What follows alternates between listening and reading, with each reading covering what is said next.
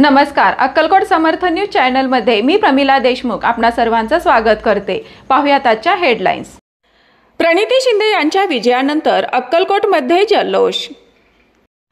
आमदार प्रणिती शिंदे यांच्या विजयाची वार्ता समजताच अक्कलकोट शहर आणि तालुक्यात काँग्रेस व महाविकास आघाडीच्या कार्यकर्त्यांनी एकच जल्लोष केला। शहरामध्ये ठिकठिकाणी फटाक्यांची आतषबाजी करत विजयी मोटारसायकल रॅली काढत आनंदोत्सव साजरा केला।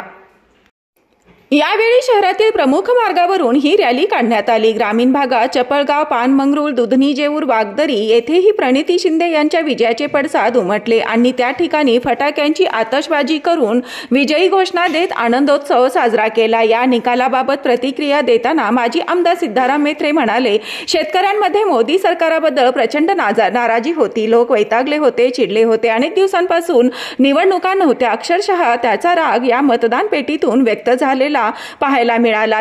विधानसभा निवडणुकीला यापेक्षाही जबर फटका विरोधकांना बसेल, त्याचे आत्मचिंतन आता विरोधकांनी करावे असा टोला त्यांनी लगावला। पक्षफोडीचे राजकारण विरोधकांना भोवले आहे आणि विरोधी पक्षाच्या लोकांच्या पाठीमागे ईडी, सीबीआय यासारख्या चौकशी यंत्रणांचा ससेमिरा लावून त्यांच्यावर दबाव टाकून त्यांना आपल्या पक्षांमध्ये खेचून ताकद वाढविण्याचा प्रयत्न केला गेला, परंतु जनतेने त्या गोष्टींना थारा दिलेला नाही। हुकुमशाही, अहंकार आणि दबाव तंत्राचे राजकारण फार काळ चालणार नाही। आगामी विधानसभा निवडणुकीतही अशाच पद्धतीने महाविकास आघाडी काम करेल आणि राज्यात महाविकास आघाडीचे सरकार आणल्याशिवाय आम्ही स्वस्थ बसणार नाही।